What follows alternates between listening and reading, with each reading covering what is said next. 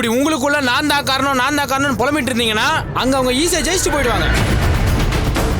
தயவு செஞ்சு புரிஞ்சுக்கோங்க. இவ்வளவு பிரச்சனைக்கு காரணம் அந்த சந்திரகலா மேடமும் கீதா அத்தையும் தான். அவங்க தான் எல்லாரையும் தூண்டி விட்டு பிரச்சனையை பெருசாக்கி வேடிக்கை பார்த்துட்டு இருக்காங்க. அதை எப்படி முறியடிக்கிறதுன்னு யோசிங்க.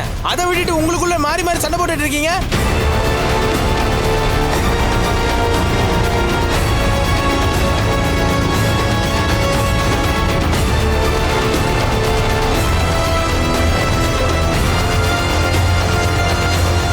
சார், உங்க கோவம் எல்லாம் ரொம்ப நியாயமானதுதான்.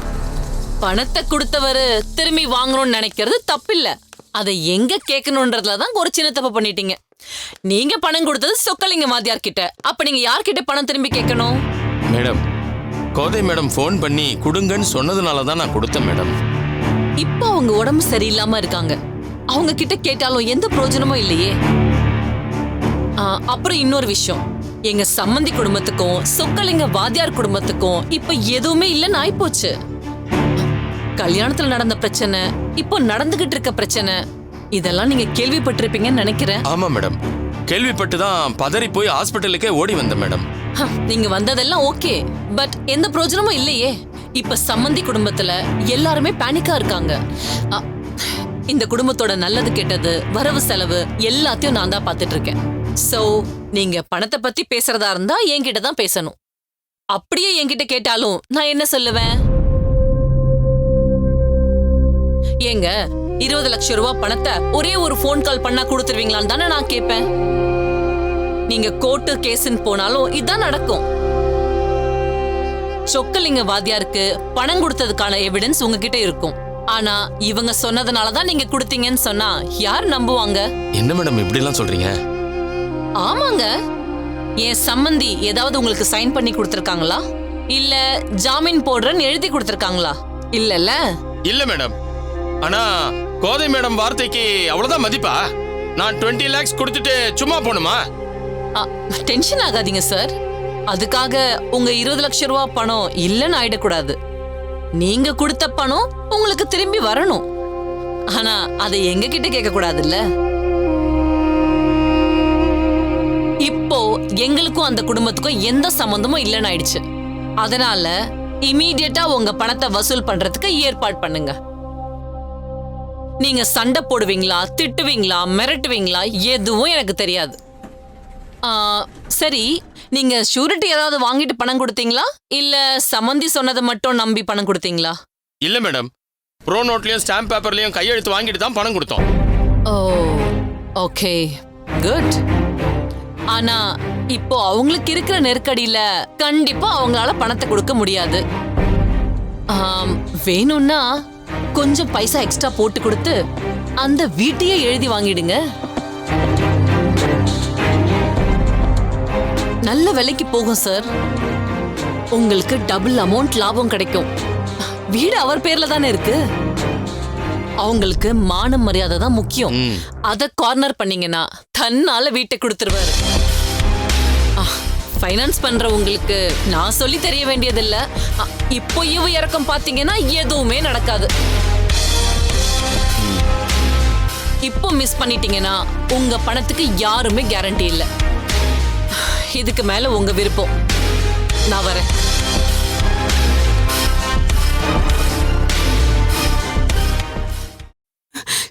நான் பெரிய தப்பு பண்ணிட்டேங்க. அவசரப்பட்டு கார்த்தி மேலேயே கையோங்கிட்டேன். இதுக்கப்புறம் அத்தை நம்மள மன்னிக்கவே மாட்டாங்க. ஏற்கனவே நம்மளாலதான் அவங்க ஹாஸ்பிட்டல்ல இந்த நிலைமையிலேயே இருக்காங்க. மறுபடியும் தப்பு பண்ணி ஐயோ, நான் எதை பத்தியும் யோசிக்காம ஏன் இப்படி நடந்துக்கிட்டேன்? சரஸ்வதி, ஏன் இப்படி உணர்ச்சிப்படுற? இல்லங்க, யோசிக்காம எவ்வளவு பெரிய தப்பு பண்ணிட்டேன்.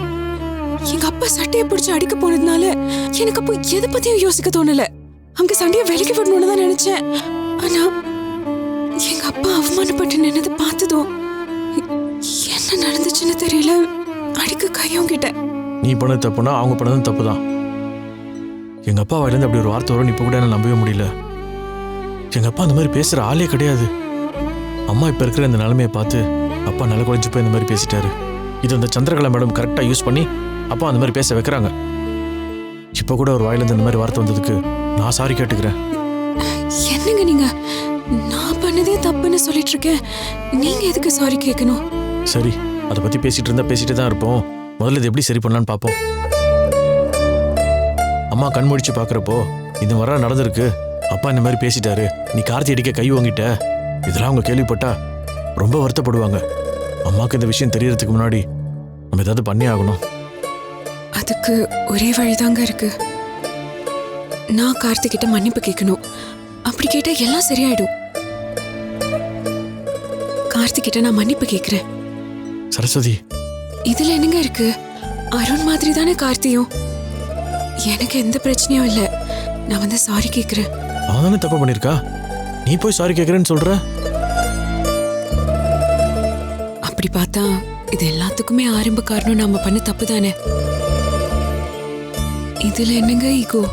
நம்ம போய் மன்னிப்பு கேட்போம். நாமளும் தப்பு பண்ணிருக்கோம்ல. சரி, உனக்கு சாரி கேட்க எந்த சங்கடமும் இல்லைனா கார்த்திக் கிட்ட பேசலாம். பேசுறது இல்ல, மன்னிப்பு கேட்கணும். ரொம்ப தேங்க்ஸ். என்ன? இந்த குடும்பத்தை நீ நல்லபடியாக வழி எடுத்துட்டு போன்னு எனக்கு நம்பிக்கை இருந்துச்சு. ஆனா இப்போ இன்னும் கொஞ்சம் கூடுதலா இருக்கு. வா போலாம். பாட்டி, நாங்க ஹாஸ்பிட்டல் வரைக்கும் போயிட்டு வரோம்.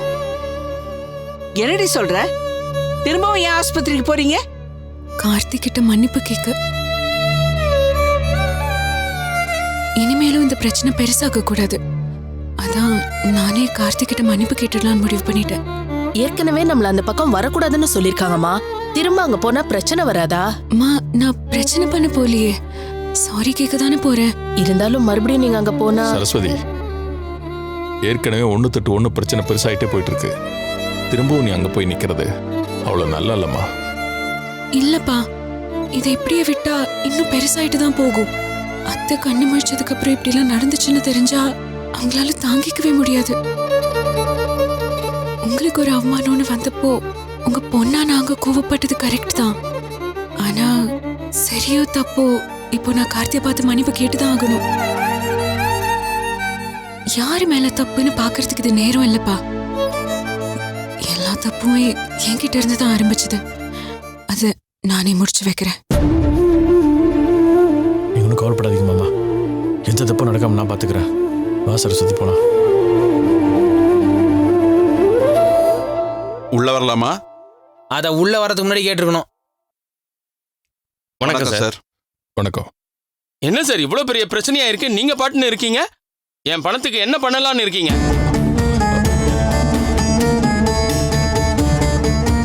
தப்பா நினைக்காதீங்க சார். நான் அன்னைக்கே பணம் கொடுக்கும்போது சொல்லிட்டு தான் கொடுத்தேன்.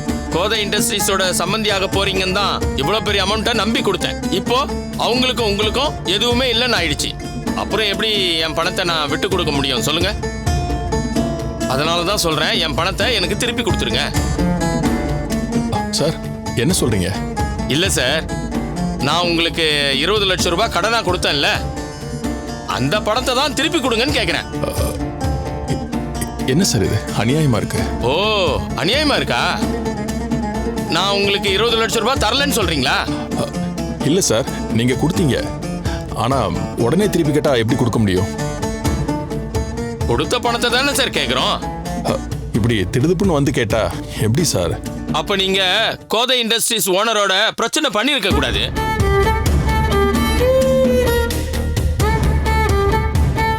நீங்க அவரோட சமாதானமா இருந்தீங்கன்னா நான் ஏன் பணத்தை கேட்க போறேன்?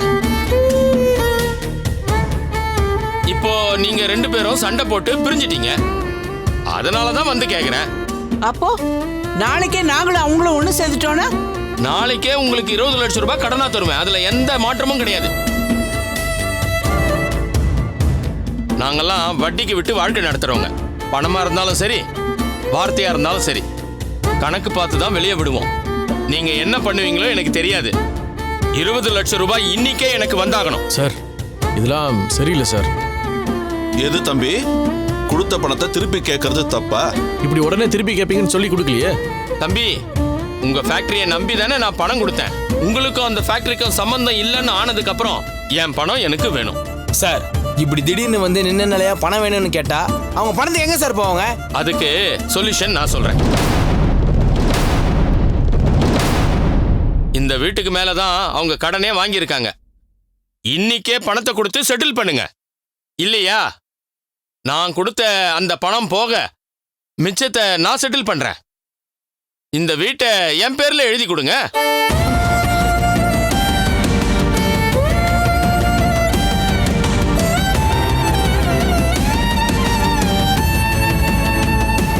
இதெல்லாம் ரொம்ப டூ மச்சுங்க. தம்பி, இந்த வழவழா குழகுழான்னு பேசுற பேச்செல்லாம் எனக்கு பிடிக்காது. இன்னும் கொஞ்ச நேரத்துல வருவேன். 20 லட்சம் ரூபாயை எனக்கு செட்டில் பண்றீங்க. இல்லையா வீட்டை என் பேர்ல எழுதி கொடுத்துருங்க.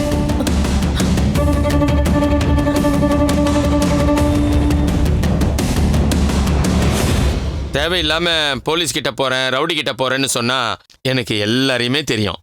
25 வருஷமா நான் இந்த பிசினஸ் தான் பண்ணிக்கிட்டு இருக்கேன். எதை எப்படி டீல் பண்ணணுமோ அப்படி பண்ணுவேன்.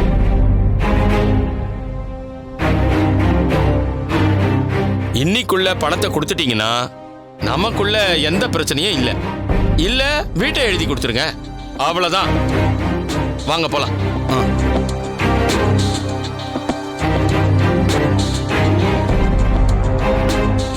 எல்லாம் போச்சு. நான் படிக்க வச்சிருந்த பணம், எனக்கு கல்யாணத்துக்கு சேர்த்து வச்சிருந்த பணம், அப்பா சேர்த்து வச்சிருந்த பணம் மொத்தமா போச்சு. ஆரம்பத்திலே அப்பா எவ்வளவோ சொன்னாரு, இந்த கல்யாணம் வேண்டாம் வேண்டாம்னு படிச்சு சொன்னாரு. நாம தான் அவர் பேச்சு கேட்கவே இல்ல. இப்போ இவங்க 2 பேரும் சந்தோஷமா இல்ல, நாமளும் நிம்மதியா இல்ல, இந்த வீடு கைவிட்டு போகுது. அருண், இன்னும் வருத்தப்படாத. இந்த வீடு நம்ம கைவிட்டு போகாது. எப்படி மாமா? இன்னைக்குள்ள 20 லட்சம் ரூபாய் பணத்தை எடுத்து வைக்கணும். இல்லனா இந்த வீடு நம்மளை விட்டு போயிடுமே. நான் உயிரோடு இருக்கிற வரைக்கும் அப்படி ஒரு விஷயத்தை நடக்க விட மாட்டேன். நீங்க யாரும் கவலைப்படாதீங்க, என்ன நம்புங்க. நான் இதுக்கு ஏதாவது ஒரு வழி பண்றேன். டேய், படப்பலாம்.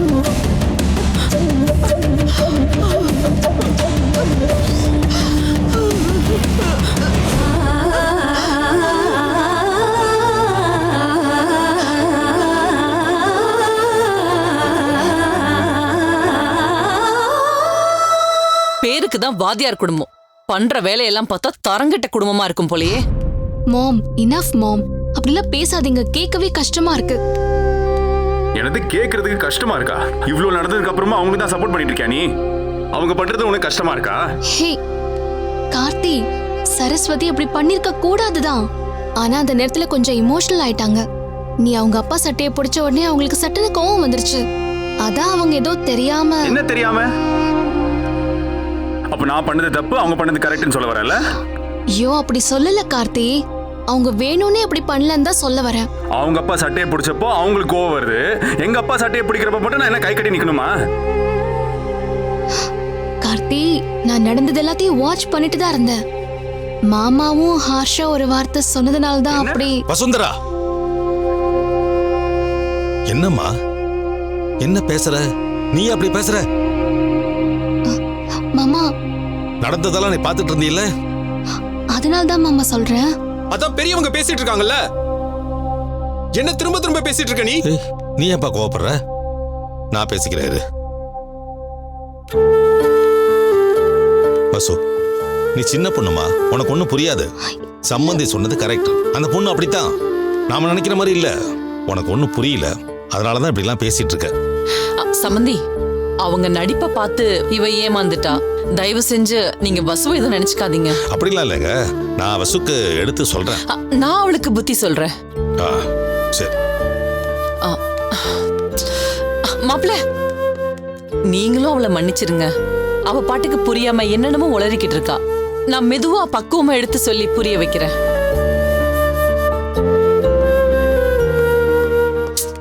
நீ ஏன் இப்படி இருக்க? பாத்தியா, மாப்பிள்ள கோச்சிக்கிட்டாரு. உன்னை யார் இதெல்லாம் பேச சொல்றா? வசு, நீ ரொம்ப அப்பாவித்தனமா வளர்ந்துட்ட. உனக்கு எதுவுமே புரிய மாட்டுது. அதான் சொல்றேன், இது சம்பந்தமா எதுவுமே பேசாம இரு ப்ளீஸ்.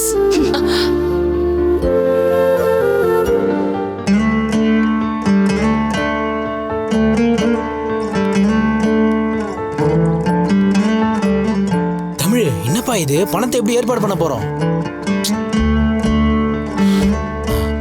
தமிழ், என்கிட்ட ஒரு ஐடியா இருக்கு. நல்ல ஐடியா தான், ஆனா நீ கோச்சு கூடாது.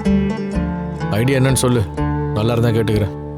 இந்த சுஹாசினி அப்பா இருக்காருல்ல, அதான்ப்பா உனக்கு தான் பொண்ணு தர அடம் முடிச்சாரு. அவர்கிட்ட கேட்டு பார்ப்போமா? இல்லப்பா, இப்ப இருக்கிற இக்கட்டான சூழ்நிலையில வேற வழி இல்ல. ஆனா ஒண்ணு மட்டும் நிச்சயம், நீ போய் கேட்டா அவர் கண்டிப்பா கொடுப்பாரு. கேட்டா கொடுப்பாருன்னு எனக்கும் தெரியும்டா. ஆனா ஒரு பொண்ணை வேணான்னு சொல்லிட்டு இப்ப போய் ஒரு உதவின்னு அவர் முன்னாடி நின்றுட்டு இருந்தா நல்லா இருக்குமாடா? இது ஒரு உதவியா அவர் பண்ணட்டும், நாம பதிலுக்கு ஏதாவது பண்ணிடலாம்ப்பா. இல்லடா, எனக்கு இன்னும் சரின்னு படல. ஹலோ கமால் பாய், சொல்லுங்க. தமிழ், மெட்டீரியல் டெலிவரி ஆயிடுச்சுப்பா. இப்பதான் பணம் கைக்கு வந்துச்சு, உடனே உங்க அக்கௌண்ட்ல போட்டாச்சு. அதான் உங்ககிட்ட ஒரு வார்த்தை சொல்லிடலான்னு. அதான் பணம் போட்டிங்களா பாய்? விடுங்க. இருந்தாலும் கொஞ்சம் லேட் ஆயிடுச்சு. அதான் எப்பவும் இந்த மாதிரி ஆனதில்ல, அதுக்காக கார்த்தி தம்பி கொஞ்சம் கோவப்பட்டுருச்சு. அவர்கிட்ட கொஞ்சம் சொல்லுங்க. சரி பாய், அதெல்லாம் ஒன்றும் பிரச்சனை இல்லை, நான் பார்த்துக்கிறேன். ரொம்ப நன்றி தமிழ், வச்சுட்டுமா? பாய் பாய். ஒரு நிமிஷம் பாய். சொல்லுங்க தமிழ். ஒரு முக்கியமான விஷயம், நீங்கள் எனக்கு ஒரு உதவி பண்ணணும். என்கிட்ட சொல்றதுக்கு என்ன இருக்கு, சொல்லுங்க. இல்லை பாய், அது அர்ஜென்ட்டாக கொஞ்சம் பணம் தேவைப்படுது. இதுக்கு தான் இவ்வளோ யோசிச்சிங்களா? எவ்வளோ வேணும்? 20 லட்சம். 20 லட்சமா? கொடுக்கலான்னு சொல்லுங்க. சாரி பாய், அமௌண்ட் கொஞ்சம் பெருசாக தான் இருக்கு. இருந்தாலும் அட என்ன தமிழ், மனுஷங்களோட பணமா பெருசு? பாய், இந்த பணத்தை நான் கொஞ்சம் பர்சனலாக வாங்குறேன், நானே திருப்பி கொடுத்துட்றேன். தமிழ், எனக்கு எவ்வளவோ உதவி பண்ணியிருக்கீங்க, இது கூட உங்களுக்கு பண்ண மாட்டேனா? ரொம்ப தேங்க்ஸ் பாய். இப்போ நான் ஒரு அக்கௌண்ட் நம்பர் அனுப்பிச்சு வைக்கிறேன், நீங்கள் எவ்வளோ சீக்கிரம் முடியுமோ அவ்வளோ சீக்கிரம் பணத்தை போட்டுருங்க. அக்கௌண்ட் நம்பர் மட்டும் அனுப்பி வைங்க. ரொம்ப தேங்க்ஸ் பாய், நான் வச்சிடுறேன். சரிப்பா. டேய், கமால் பாய் பணம் தரேன்னு சொல்லிட்டாரா? அப்பாடா, இப்போதான் ரிலாக்ஸ்டா இருக்கு. சரி சீக்கிரம் அந்த அக்கௌண்ட் நம்பர் அனுப்பு. இந்த ஜூஸை குடிமா. எனக்கு வேண்டாங்க. சரி, கொஞ்சம் பாலாவது குடிய. அம்மா, ஏதாச்சும் சாப்பிடுங்கம்மா. தயவு செஞ்சு என்னை கட்டாயப்படுத்தாதீங்க, என்னால ஒரு வாய் கூட சாப்பிட முடியல. ஆண்டி, அபி சமைச்சு கொடுத்துருக்காங்க, சாப்பிடணும். இந்தாங்க. நாங்க எவ்வளவு சொல்லியும் கேட்க மாட்டேங்கிறாங்க, நீ அது சொல்லு, கேட்கறாங்களா பாப்போம். இங்க பாருங்க, ஆண்டிக்கு பிடிச்ச மாதிரி சிறுதானியத்துல அபி செஞ்சு கொடுத்துருக்கா. ஆண்டி கண்டிப்பா சாப்பிடுவாங்க. சாப்பிடுங்க ஆண்டி, சாப்பிடுங்க ஆண்டி. சாப்பிடுமா.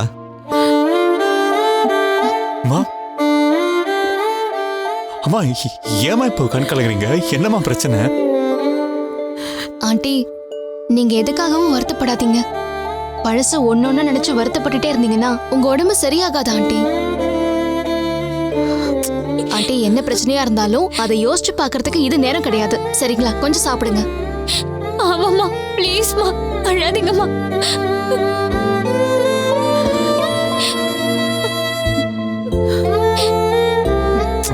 நீங்க இப்படி அழுதுகிட்டே இருந்தா எப்படி? சரி, வாங்க எல்லாரும் போய் வெளியே நிப்போம். ஆண்டி கொஞ்ச நேரம் ரெஸ்ட் எடுக்கட்டும். அவங்களே சாப்பிடவே இல்லையா வசு? கொஞ்ச நேரம் விடுங்க, அதுக்கப்புறம் நானே அவங்களுக்கு சாப்பாடு கொடுக்குறேன். சரியா? வாங்க.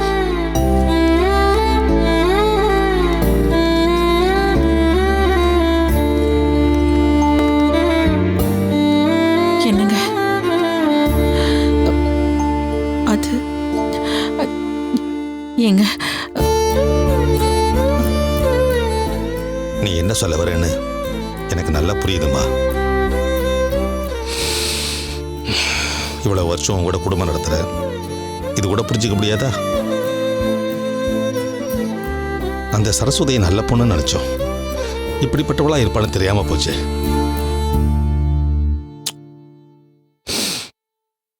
சரி, கண்டதையும் போட்டு மனசை குழப்பிக்காம கொஞ்சம் அமைதியாரு. நான் வருத்தப்பட்டு கண்ணீர் விட்டேன்னு அவங்க கிட்ட சொல்லிடாதீங்க. எல்லாரும் தேவையில்லாம வருத்தப்படுவாங்க. அவங்க வருத்தப்படக்கூடாதுன்னு நீ சொல்லிட்டு இருக்க, நீ வருத்தப்படக்கூடாதுன்னு அவங்க நினைச்சுக்கிட்டு இருக்காங்க. கொஞ்ச நேரம் கண்ணை மூடிட்டு அமைதியாரு.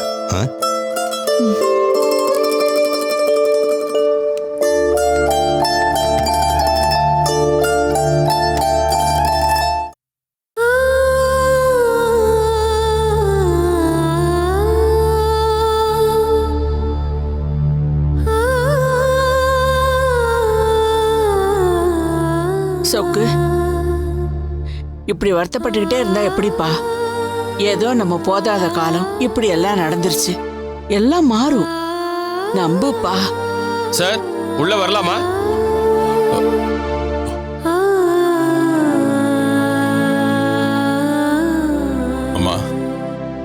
இப்பதான் எல்லாம் மாறும்னு சொன்னீங்க. இப்படி மாறும்னு நினைக்கலையே.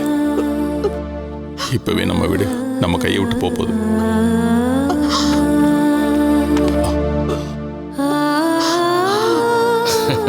வணக்கம் சார். வணக்கம். நீங்க எங்க கையெழுத்து போட சொன்னாலும் நான் போட்டு தர தயாரா இருக்கேன். இந்தாங்க வீட்டு பத்திரம். எதுக்கு? இல்ல சார், என்னால 20 லட்சம் ரூபாய ஒரே நாள்ல புரட்ட முடியாது சார். சார், நாங்க வீட்டை எடுத்துக்க வரல, உங்களுக்கு கொடுக்க தான் வந்தோம். நீங்க தர வேண்டிய பணம் எங்க அக்கௌண்ட்டுக்கு வந்துருச்சு சார். அதை எடுப்பா.